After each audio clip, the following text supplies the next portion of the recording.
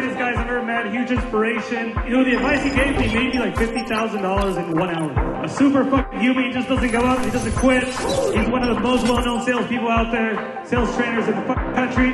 Very impressive guy. Give it up for my guy, Max El Salvador Jimenez, baby.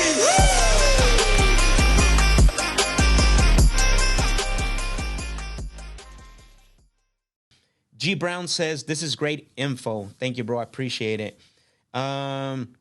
G Brown has another comment or comment. He says, Max, do you have a course for a beginner like me? I'm located in Los Angeles, California, and I have a coworker who recently became a real estate agent. So we do. There's a couple options. Guys, if you could put the website on there for people to go to look at the course. There is a course for beginners like yourself. You can go to disruptors.com /sales disruptors. There's a lot of options for you where we call our stages: stage 1, stage 2, stage 3, and then stage 4. And then if you're starting out brand new, stage 1 is going to help you, how to build your sales process, how to learn the sales scripts, the text templates. Stage 2 is going to get you how, and then so on and so on. So you can go to that website at disruptors.com /sales disruptor, and then you're going to answer some questions, and it's going to recommend where you should be at. So hopefully those resources that are on there are going to help you to get started. So guys, great questions. I appreciate the comments. I actually have one more call that I'm going to get on right now. I think Carlos said he's ready for me. So let's see if he answers. Let's see. Let's take a look. It looks like it was Carol. Okay, perfect. So let's call him. Let me pull up the address one more time. This is the guy that said this is Bobcat on his voicemail. I don't know. What do you guys think? Comment. Should I call him Bobcat when he answers? So this one is in Tucson, which is a market south of Phoenix in our backyard. So Arizona anyways. Right in the corner. All right, let's call him. See if he answers.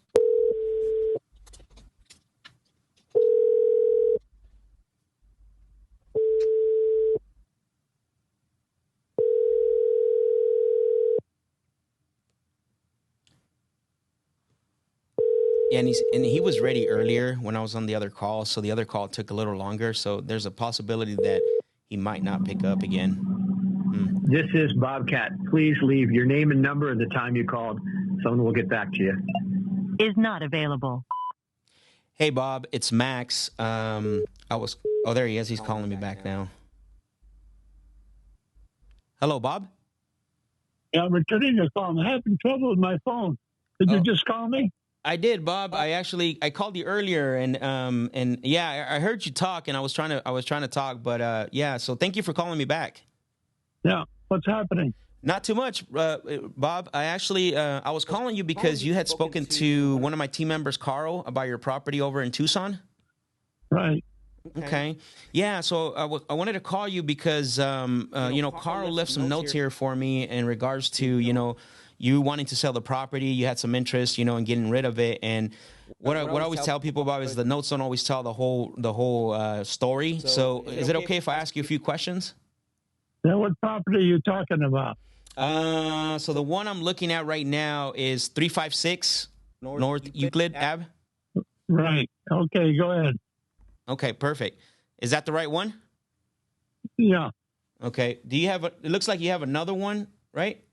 As well? I got four more, yeah. Oh, I see. Okay. Yeah, like I said, Carl left the notes. I just wanted to follow up on some of the notes. So what I'm looking at is, a couple of the reasons why you were considering selling was, obviously you're looking to, you have multiple properties. Sounds like you're wanting to maybe offload some of them. So what else? I mean, as far as selling them, are these rental properties right now? Or what are they? Can you tell me a little more about them? Yeah, there are 3 properties on the lot. One is it's listed as 804 East 7th Street. And the other 2 properties, a guest house and a 3-bedroom house, are on Euclid. Mm-hmm. The 2-bedroom house has a fireplace, walled in the yard. The guest house, a big lot, mm-hmm. secured parking behind a big gate. And the third house has 3 bedrooms, open space, kitchen, dining, living room area, and 3 pretty big bedrooms and a walled-in patio. Okay. Got it. And these properties you just mentioned right now, these are all on the Euclid site? Yeah. And one of them is facing Euclid, but the main house is facing 7th Street. It's on the corner. Yes, I see that now. 804 East 7th, and then there's 2 more houses on Euclid. Got it. Okay. Got it. I see. That makes sense now. So the one facing the 7th Street is the 804, right? Yeah. Got it. Okay. That's cool. So basically all the properties are on the same parcel. There's no, like, we don't have to jump to the parcel. Yeah. Perfect. Okay. Now, the other thing Carl mentioned to me, looks like, obviously one of your concerns was potentially selling them. I don't know. This is what the note says. I just want to get clear in that is maybe your capital gains. Is that, I'm hearing a concern about that as well? Well, it is a concern. And he thought we could work things out where I would carry the mortgage or whatever. But I just want to get rid of it. So you're not, you wouldn't be open for us to make you payments? No. I'm too old. I'm 88, 89 in about 6 months. Wow. You sound very good for 89 years old, Robert. Well, yeah, let's see. Say that again one more time. I haven't worked June, July, or August for 60 some odd years. Wow. You look young too. Mm-hmm. Okay. I had a soft life. Right. So, I mean, since you are making cash flow, I mean, what else has you considering selling besides what we have here on the notes? Why did I figure on selling? Yeah. What I'm saying is, since you are making cash flow, I mean, what else has you considering selling? What else have I figured selling? I have the house I'm living in here, and I have a townhouse with a pool, jacuzzi, fireplace, okay, big patio. I got a house over here I'm living in right now with an acre, walled-in yard, and a large covered patio. Okay. Got it. Well, I'd love to take a look at this as well. Is it okay if we just stay on the one on Euclid Avenue for now, just to see? Because at the end of the day, Robert, we don't buy every single property from everyone we talk to, right? That's impossible. I can understand that. And so that's my purpose of my call, to see if this even makes sense for us to buy and you to sell, right? Because it's your property too as well. So you play a big role in this. Just what besides talking to us, I mean, what else have you done about selling the property?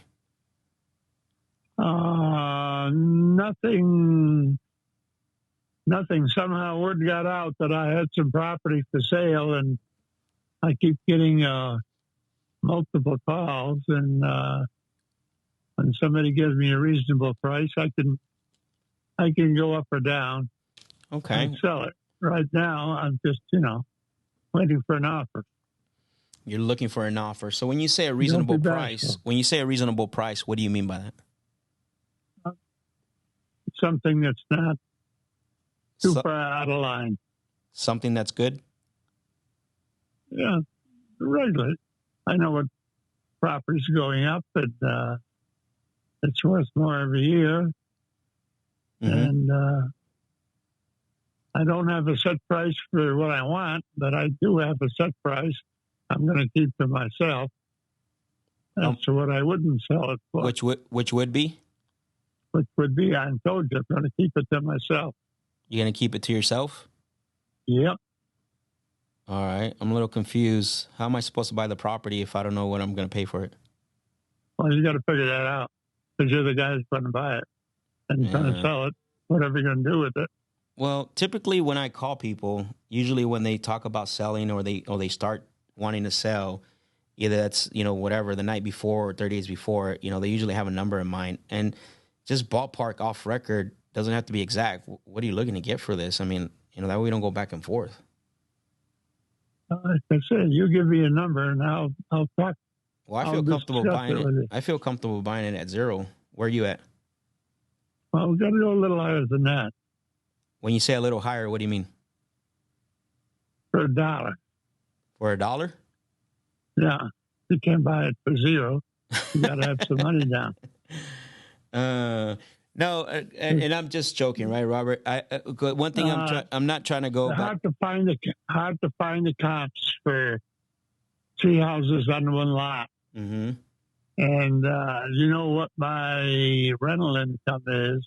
Mm-hmm. You can multiply it by 12 or 14 or whatever. Mm-hmm. There's a system when you buy as to how you can figure out what it's worth. So you come up with a number. If you can't figure it out, have somebody figure it out for you. So it sounds like you just want people to give you offers, and at the end of the day, you're going to select which one's the highest. Right. Yeah, unfortunately, I'm not that guy. That's not how I run my business. And usually, when I talk to someone, if you're looking for the highest offer and not the offer you can depend on, I mean, you're more than welcome to take calls and just have people give you numbers. I'm not looking for the highest offer. I'm looking for a reasonable offer. Well, I mean, you're the only one that knows what that reasonable offer is. Just ballpark. What right now, I don't know. Nobody made me an offer. Why do you think that is? Because it wasn't up for sale. All of a sudden, it's for sale. So you're only wanting to. So it sounds to me like you're only wanting to sell because you're getting calls. You're not really looking to sell. Well, that's what you think, but it's my property. I'm 88 years old, and no, I know, and that's and I have plenty of discretionary income every month. Mm-hmm. And I'm not strapped. I don't need the cash. I can't spend the money I have now, but I have 5 kids, and okay. I mean, we're ready to make up a everything new you will, just told me right now. We're ready to make up a new will, and I should have some idea. Mm-hmm. Everything you just told me right now, to me, it tells me, Max, I don't need to sell to you. If you want to make me an offer, make me an offer. Right. Okay. You're damn right. And it doesn't sound like I'm going to be your buyer, Robert. I really appreciate you. I'm not in the business of making blind offers. Well, one last question, Robert. When you bought this property, how did that process look like for you? Did you just make the offer? To buy it? Yeah. When you bought this property. No, well, it was listed at a price.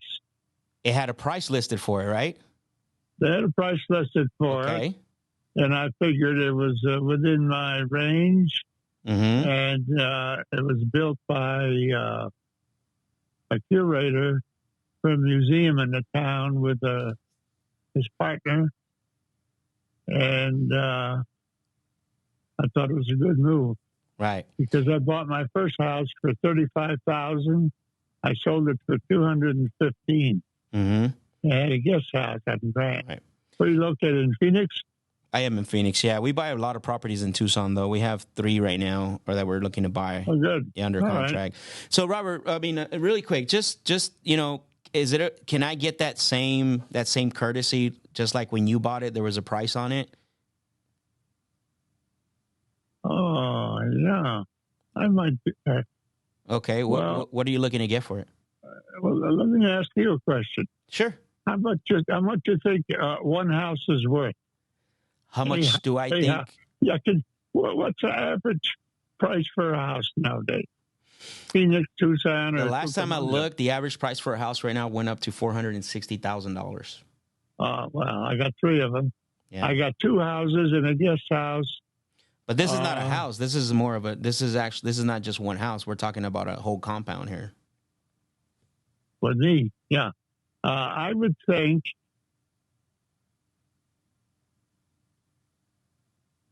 somewhere around $550,000-$600,000 for 3 houses. Maybe less, maybe more. I'd take less. 550 to $550,000. Yeah, or 500, whatever you people want to offer. That too much? Well, I don't know, Robert. I mean, you tell me. You think that's too much for me to pay for Well, those? you're buying. I'm trying to sell. I gave you the price. What the hell's going on? No, nothing. So it sounds like that's a big range. So let's pretend now. I'm not saying I can't. I really haven't gotten the details right. Like, I don't know. I know you told me a little bit about what the property's cash flowing. Also, the bed and bath mix. In regards to the meter on the property, who pays utilities? Are they all individually metered for electricity, water, and all that? I think I pay the water and they pay the utilities. Okay. The electric and gas. Okay. So you pay the water and they pay the utilities. Right. Got it. Okay. Electric. I see. So, yeah. And Barrett here, I'm looking online as I'm talking to you as well, just to make sure. Obviously, it's really hard sometimes online because it obviously doesn't show pictures or anything. Are you looking at the property from above? Yeah, I am. Mm-hmm. Yes. Let's see. Pretty big lot. It's maybe half the block. Mm-hmm. And there's a wash at the end of the 3-bedroom place, off-street parking. I do see They that. cleaned Okay. it up. It's like a park down there. Right. Okay. And the people that have the right of way through my property Mm-hmm.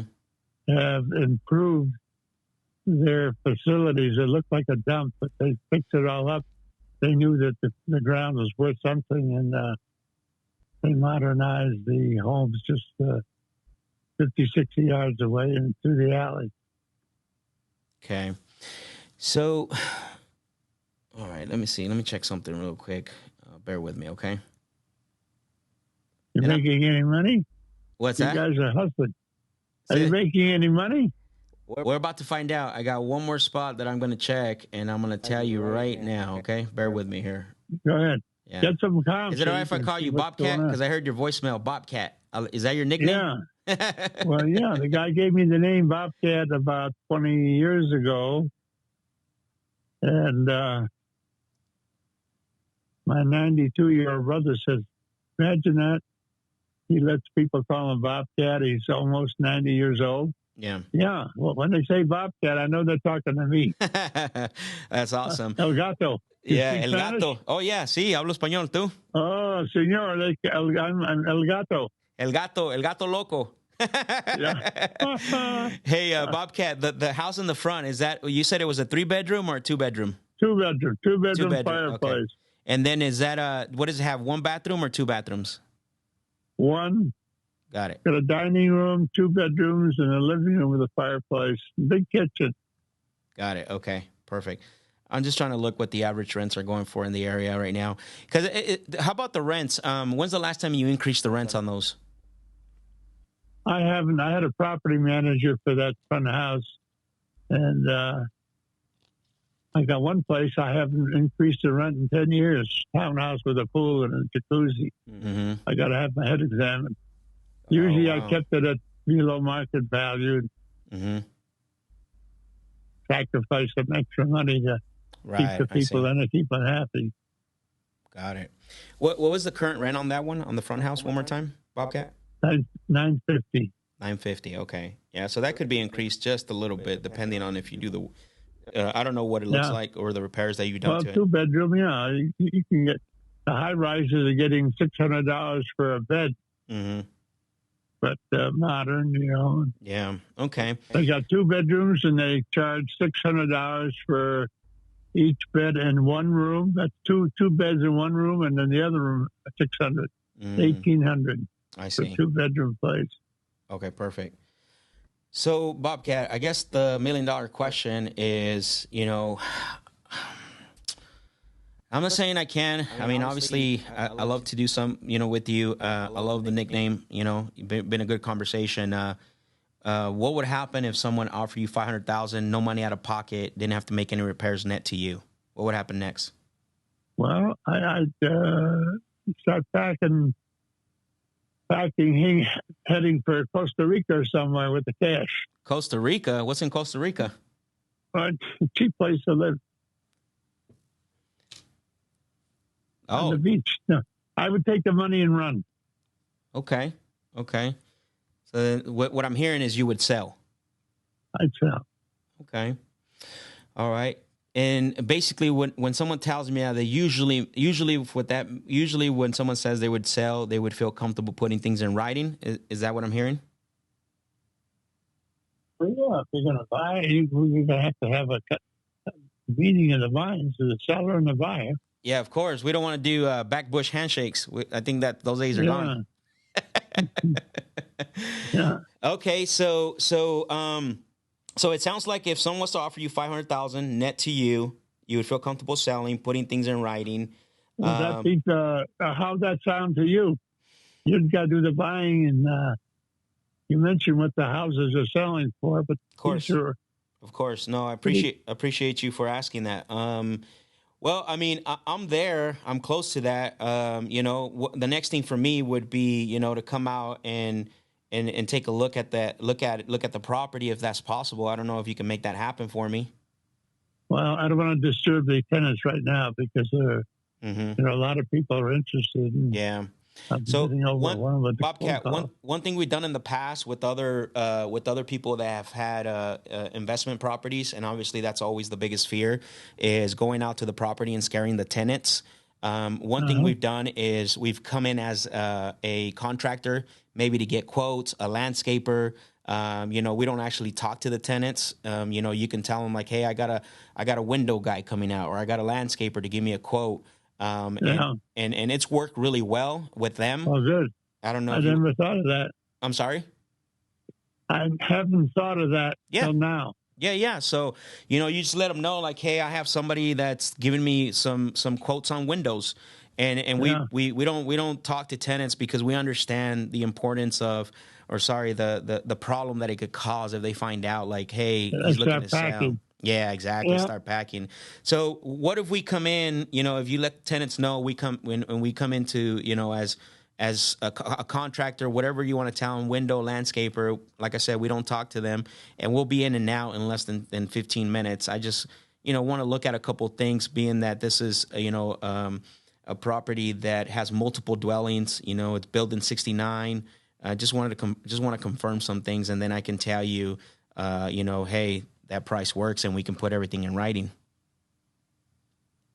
Okay. My wife is a joint owner with me. I need to discuss it with her. Mm-hmm. Okay, but, that's fine. I mean, that's the other thing, right? No problem. Yeah. While you're discussing it with her, it's Carol, correct? Yeah. Okay. Yeah. While you're discussing it with her, and then what I'm going to do is right now, when I get off this call, don't get on any call, okay, Robert? I'm going to have Carl call you so we can schedule that call back with you so we can go walk the property. And let's get you to Costa Rica, man. Go drink some pina coladas. Okay. Okay. Take it easy. Bye. I got to get moving right now. Okay, bye. Sounds good, Robert. Take care. Bye. Carl's going to call you. Bye. Later. Bye. Easy, bye. Woo! All right. So that call, I mean, there's too much to break down there, guys. So you're going to have to go back and watch this. I think it's a deal. It's a multifamily property. My only concern is that, the property is very, very old, and I don't know. I got to check. Usually in Phoenix, we're not worried about foundation issues, but when we're talking about Tucson, it's not like it is back east, but definitely something I want to look at. I want to look at condition, because this could be a property. It's cash flowing nice. The rents are below market, so there's a potential to increase rents, which is great. And then other things I want to look for. But guys, there's a lot to break down on that call, from him not wanting to give me a number. I got a number out of him. It's a range, but then I anchored him down to 500. Here's the other thing, though, is that just because it's at 500, you guys saw that I positioned myself. I still have leverage. I told them, hey, I don't know if I can pay that, right? I want to go out and look at it and tell you if I'm there or not. I could potentially get it down to another, 10, 15, maybe in 20,000. So that way I can get a little bit less price. So that was actually a really good call. The guy, we went back and forth a little bit. I almost hung up on him, and I said, hold on, wait a minute. Let me ask you something else, right? And I got him back on the hook, and he actually opened up. And now potentially we're going to buy a multifamily in Tucson. And the reason why I didn't push him, obviously, because number one, we have somebody else that's going to have input on the property. I did see that on title. Number two is I need to verify the condition, because these are old, man. And like I said, usually we don't worry about any type of foundation issues or anything. But for Tucson, we really have to make sure that what we're paying for, because I went under contract a while back over the phone on a 9-plex, and it was a real good price on the phone. And what happened was, after we went out and walked it, I mean, there was definitely a lot of work. The inside was terrible. Like, it was actually sad, man, to see some of these people, the way the condition. I mean, this guy was a trap lord. So basically, it was pretty bad. So we went from the number, whatever we had offer, locked it up for, and we had to be less. We had to be like $60,000 to $80,000 less. So I don't want to create that scenario here. Plus, like I said, there's somebody else basically that's involved in the sale. So Carl, let's get that set up. I want to answer some of your questions here that came in, and then we're going to wrap this up. I think it's been really good. We talked to a lot of people. The calls have been really long. So what I want to do is I want to go through some comments. I'm going to make a couple of statements after the comments and answer some of your questions, and then we'll wrap this up, okay? So one of the greatest guys I've ever met, huge inspiration. The advice he gave me made me like $50,000 in 1 hour. A super fucking human. He just doesn't go up. He doesn't quit. He's one of the most well-known salespeople out there, sales trainers in the fucking country. Very impressive guy. Give it up for my guy, Max El Salvador Jimenez, baby!